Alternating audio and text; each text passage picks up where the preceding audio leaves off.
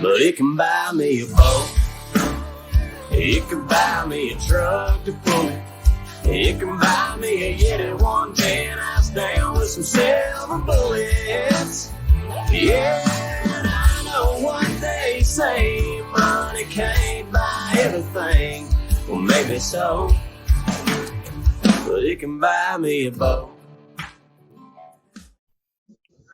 Welcome to another episode of the Boat Boss, where we sit down each week with some of the top CEOs and executives from around the globe, and we talk about how they live, work, and play on the water. My name is Kim Swears, and I am a boat boss in South Florida, and also one of the managing partners of FP Marine Group, one of America's top 100 dealerships. Today, I am beyond excited to welcome one of my mentors, a guy that I look up to for leadership advice, and we are connected on many social platforms, and I really respect this gentleman. He is Bill Yeargin, CEO of CorrectCraft. Welcome to the Boat Boss. Kim, it's an honor to be here. When you reached out and said, asked me if I was interested in being on, it's like, of course. So who wouldn't want to be on the Boat Boss? So it's fun to be here with you. Well, thank you. It's so great to be outside of the office. Yes, it is. Very nice. And outside our, this beautiful, this backdrop is amazing. Tell us about where we're at. What is this place? We're in Chiliota, Florida. Actually, this is my backyard, and that's one of our boats, an Nautique there, and the lift behind us. And we've been here for 14 years. We love living. It's over on the east side of Central Florida, east side of town. Mm-hmm. And so we enjoy living here. We came to town, and 14 years ago, my daughters had horses, so we needed a place where we could have horses and be on the lake, and it's worked out great, and we enjoy being here. Well, if I can tell the audience anything, this is heaven. This is a slice of heaven here in outside of Orlando. Mm-hmm. Well, thank you for having us. Tell us about your family life.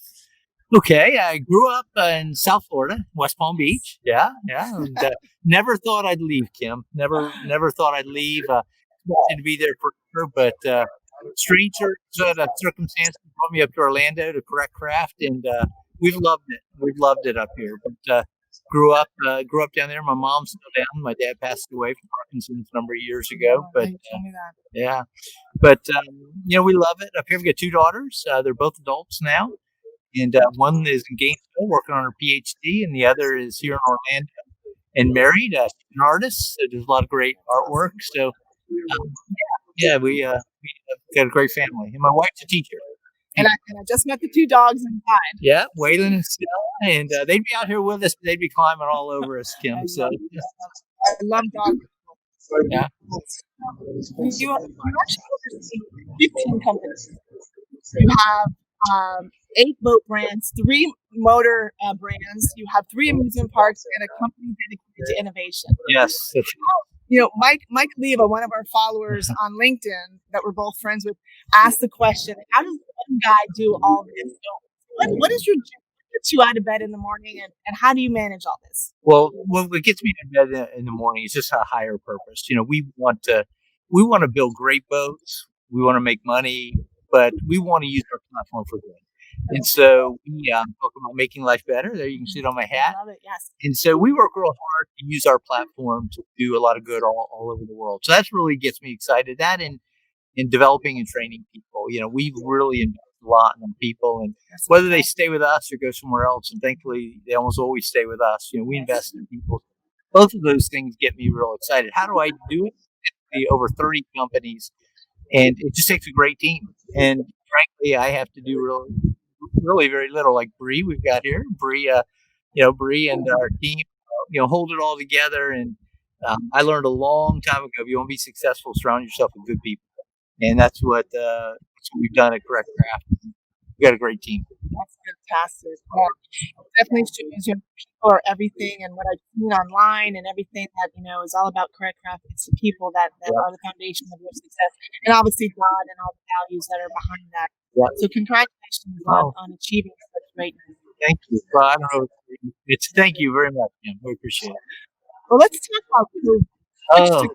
We have to. Yeah, I'm going to show a quick video about all the challenges that CorrectCraft has been going through for the 96 years. Yeah, 6 years in business. So we're going to roll film, and then we're going to talk about how you overcame COVID. Okay.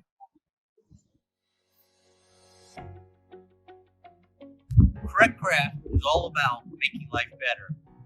With over 95 years on the waters of the world, we have been through a lot together. The Great Recession, a world war. 911, the following recession, and now COVID-19. Water has been a healing place that has always united us. Our friend Jay Nichols writes about the importance of Blue Mind. His studies show people gain substantial benefit when you're near. On.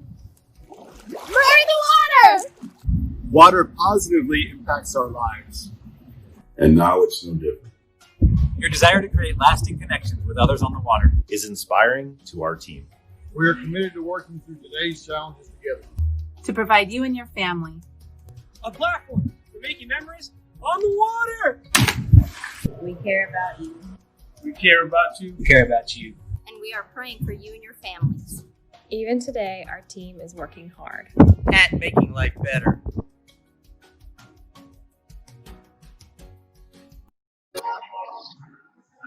Love it. Isn't that just a great video? Yeah, that just gives you a tiny, flavor of our team. We've got 1,700 people like that, and just really, really amazing team. Like I said, our whatever success we've had just really goes to credit of a lot of good people. So, and you saw a little flavor of that there. Yes, yeah. You've overcome Great Depression, 9/11, COVID, so many different things. Yeah. COVID actually has a lot of people, but you actually and your team used it as a way to really respond, reset, and renew. Yeah. So tell us about how you did that. It really starts, Kim, with just a mindset. And we were, there was a lot of uncertainty last spring. All of our plants were closed. We have 16 locations across the U.S. now. Everything's shut down, water parks, everything. And so it was a little scary. And I asked our team, we have several company presidents that run a number of our companies. And I asked our team to really embrace this as an opportunity to reset. Mm-hmm. And we wouldn't have wished it, of course, but if it's going to happen, we need the opportunity to reset. And so we looked at everything we were doing and we were thinking, okay, what kind of changes do we want to make in the next 5, 6, 7 years? We're shut down now. Mm-hmm. Let's just make them now. And we did that, and we came out really, really strong. And so I'm just very appreciative of our team because they embraced that. And, they could have resisted, and our team wouldn't have. But a lot of teams would have resisted. And, we made a lot of positive changes and very, very, it's been good since then. So, again, wouldn't have wished it to happen, but if it's going to happen, we needed to make the best of it. Well, some of the things that you focused on, practice and procedures, you had told me. Yeah. What were some of the things that you streamlined as a direct result of COVID? Well, it's interesting. At the same time COVID was going on, we had 30 employees this year working on their Black Lean Six Sigma Black Belts program through Villanova University. We've got a number that have been certified. But we were sort of we're always in the continuous improvement mindset, but we had a real focus on that. So when our plant shut down, we just used the opportunity to take everything we were learning and improve improve our production processes. But, Lean Six Sigma goes way beyond production. Sure, yes. It goes into administration, everything that we did. And so, allowed us to come back really strong, but it really comes back to a mindset because if you say, okay, I'm going to use this opportunity to improve and get better, you can do that. And we were fortunate to have a team that embraced that. Well, I'd like to, when the factory opens, I would love to circle back around and do another episode at the factory. Yeah, do a we'd factory love that. Tour, meet some of your people because it really rings true about the success of Correct Crap is its people. Yeah. And also, leadership starts at the top, and you've done a phenomenal job of leading a great team. Thank you. Let's move into a hot topic right now. Uh-oh. DC is hot. We have obviously tomorrow we have the inauguration. Yeah. And you've been so instrumental in DC with lobbying for our industry and other issues, and you've worked under the Trump administration and Obama. Tell us about that, and also what do you expect from what are you hoping for in the new administration? Sure. That's we could talk a long time about that, so I'll try to keep it short. It's sort of interesting how I got into that, actually, sort of a short version. I was in South Korea, and I had a meeting in South Korea with some government officials and got back to Orlando. And a few days after I got back, got a call from the embassy, the Korean embassy.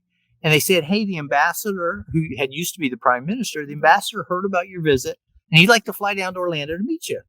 So I thought, well, that's interesting. Yeah, I said, sure, of course. So So we flew down, spent a day.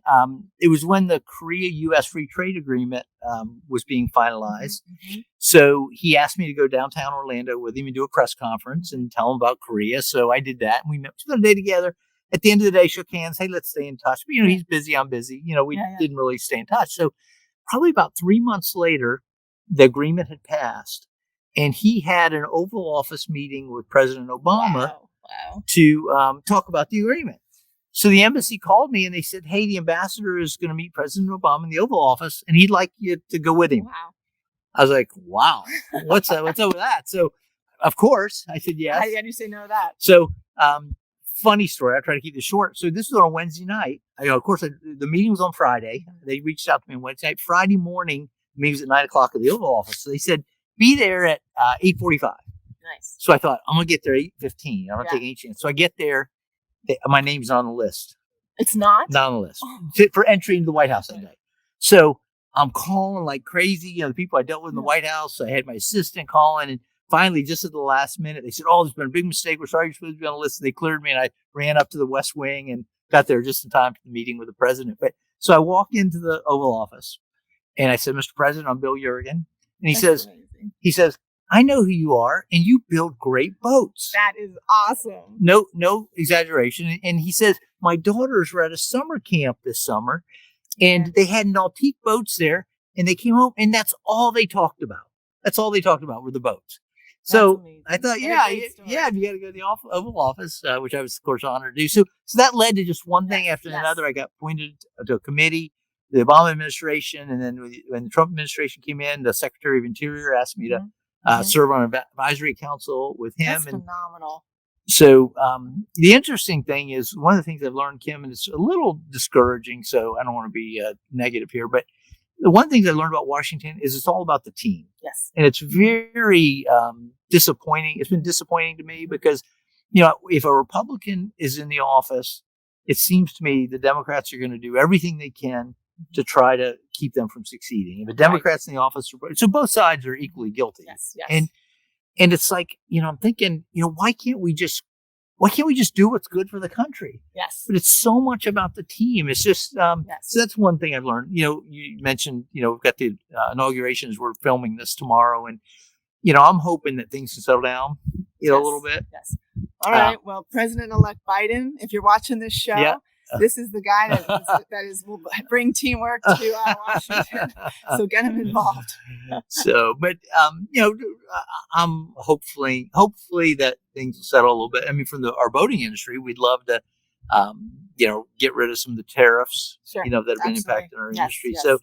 So we'll see. We'll look forward to having a stronger voice with you there. And if there's anything that we can do, please let me know. Yeah, I'll tell them, hey, listen, I know the boat boss. President Biden will say, you know the boat boss? Are you serious? Can we get her up here? I'll make sure he gets a hat. Yeah. All right, well, let's talk about disruptive technology. Yeah. That is a word that I'm very familiar with. I drive a Tesla. Yeah. My twin sister drives a Tesla. We are hooked on that technology. And it's exciting to see that enter in our space in the marine industry. And you are leading, you're a front runner in that. So we're going to run a quick video about what the future is looking like at Correct Craft. And then we're going to talk about how you're leading the way. So roll film. Sure.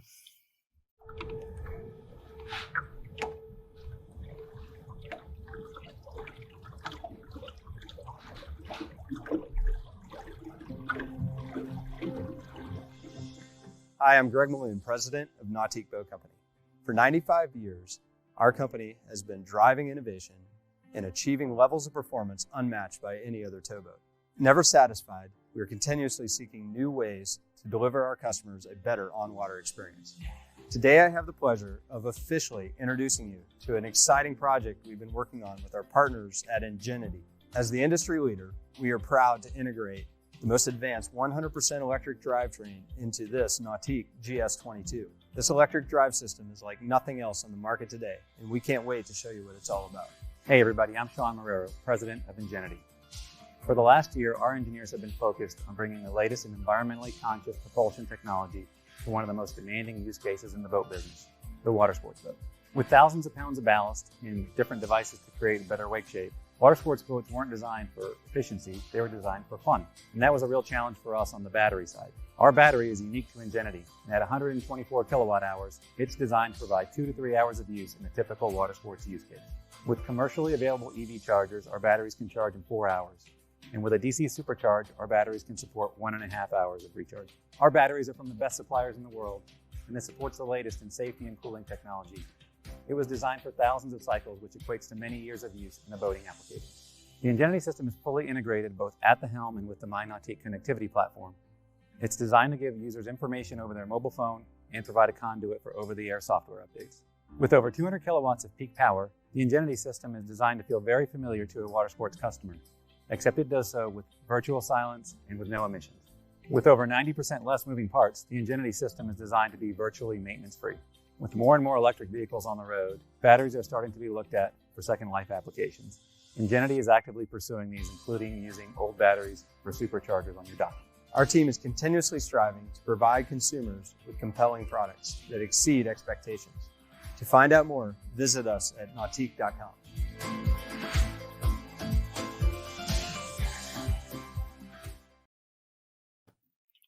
That is amazing. You have to be so proud of being a front runner in a space that doesn't really exist right now in the boat business. It's in the car business, but not really in our industry. So tell us how you came to this partnership and how this product evolved. Oh boy, Kim, every one of your questions I could spend hours on. But so this is an interesting story. A few years ago, 3 years ago, I went out to California. It's a Singularity University. Wow. And it's a great program. It's put on by a guy named Peter Diamandis, who's a futurist, well-known futurist. And they brought 90 CEOs from all over the world. Wow. And they said they were trying to get the boat boss, but I guess they couldn't get on your schedule. And they brought 90 CEOs from around the world. And for 6 days, they brought in the thought leaders in all kinds of advanced technologies, artificial intelligence, nanotechnology, augmented reality, virtual reality, on and on and on. And basically, I left that meeting thinking the world is going to be dramatically different in 10 years. Mm-hmm. And not only is the world going to be dramatically different, there's a lot of companies that are going to go out of business. Yes. So as the CEO of Correctcraft, I'm thinking, well, we can't be one of those. No, sustainability. Yeah. So then I took, actually the two guys you just saw there, Greg and Sean, the three of us went up to Harvard and studied for a week under Clayton Christensen. Clayton wrote The Innovator's Dilemma. Sure. Probably the thought leader in innovation. He's passed away since then. Sorry to say, and I realized that there's a difference between sustaining innovation and disruptive innovation. And sustaining innovation means you're making your products better. Disruptive innovation is just outside the box. Totally. In most living outside your comfort zone, as they say. Outside your comfort zone. You're right, Kim. So the sustaining innovation is what companies are good at. In our industry, that's what companies are good at. Boats keep getting better. Disruptive innovation, not so much. And so basically what Clayton Christensen recommended was, if you want to do this right, you have to set up a whole separate company. So let your existing companies be really good at making products better and set up a separate company to disrupt. So like a think tank. Yeah. So I had a vision for what is now Watershed Innovation. I partnered with Sean, who you saw as the president there, and Sean, has taken it and run with it and done a great job. And so at Watershed, we're looking at everything disruptive. And, we've developed a couple of companies out of it. Osmosis, a telematics company, came fresh out of that. A nice sized company that's making money. We're doing the electric boats, Ingenuity. We're doing robotics. We've done 3D printing. Really looking at everything that could possibly be disruptive to our industry. And at first you think, well, why do you need to do it that way? But the business landscape is littered with companies. Kodak, Blockbuster, Nokia, Palm. Sure, yeah. You could go on and on of companies that could have easily disrupted, but they couldn't because they were trapped in sustaining thinking. Yes. So, and I hate to brag on our team. I'm bragging on our team. Okay, That's our good. team. That's good. The last shout out to the team. It's Bree and the team. Yeah. And we're going to see Bree here in a second, aren't we? Yes, we're going to introduce Bree We're going to introduce Bree in a second. Okay. So the last 2 years, 35,000 companies in the marine industry, Kim. The last 2 years, Correctcraft's been recognized as the most innovative company in the industry. Fantastic. So we're trying to do a lot of cool stuff. The world's going to be different. And if you're not changing, you're going to be out of business. That's right. Well, they say, you have to give tribute to the person that created all this. And I'd like to show a picture of W.C. Malon. So we're going to show some great pictures of Mr. Malon. Isn't that great? And Ralph, I heard, I want to hear. That's his 100th birthday. I want to hear your favorite Ralph story. Oh, my goodness. I could go on. Ralph's there in the red. That's at his 100th birthday. And that's his grandson, Greg, who's the president of Altique. Greg and I with Ralph. And that was a great day. He lived to be 101. And, wow. That's fantastic. So my favorite, I've got a zillion Ralph stories. So let me, we're in 70 countries around the world. I've been to all of them. And whenever I go to anywhere in the world, any place, somebody's got a Ralph story. I love Somebody's always got a Ralph story. So, he's with the company 90 years, So, I'm visiting, actually I wasn't visiting the dealer was here. He was our dealer in Lebanon. So he's telling me that Ralph visited him in Lebanon. And so I said, okay, well, that's, that sounds like Ralph. So, but the funny thing was they were in the middle of a civil war at the time. So the dealer said to Ralph, this is a really bad time to come. Do not come. It's very dangerous here. Ralph says, no, I've made a commitment. I'm coming anyway. So the dealer says, okay. He made special arrangements to get him through customs and immigration, picked him up at the airport. He said, I'm going to keep him at my house. I'm going to keep an eye on him. So he wakes up one morning, early in the morning, and Ralph's not home. Oh, no. Ralph's gone. He didn't know if Ralph's been kidnapped. He has no idea what's happened. Ralph is gone. So they're worried all day. They're checking. They're trying to find out where Ralph is. Like 3 or 4 o'clock in the afternoon, a car pulls up. Ralph gets out and comes in the house. And he said, Ralph, where have you been? We've been scared to death. And Ralph had a missionary in Lebanon that he supported financially. And the missionary was like right down on the front line, right on the front lines with this little church. And Ralph said, I promised him I'd come see him. So I wanted to see him. And he said, why didn't you let me know? I could have helped. He said, you would not have let me come. He said, you wouldn't have let me come. So I knew I had to sneak out and go do it on myself. So that's what an amazing There's man. a zillion of those stories, Kim. So. Well, it's a shame I didn't get to meet Ralph, but I'm sure I can get a lot of more stories from you. Yeah. And I look forward to hearing more about Ralph. So, Ralph obviously had a big why, and the Malon family had a big why. I have a saying, you're never complete until you change the life of one less fortunate. Yeah. And actually, that was a Jim Moran from JM Lexus. Yeah. That was his quote, so I'll give Mr. Moran credit.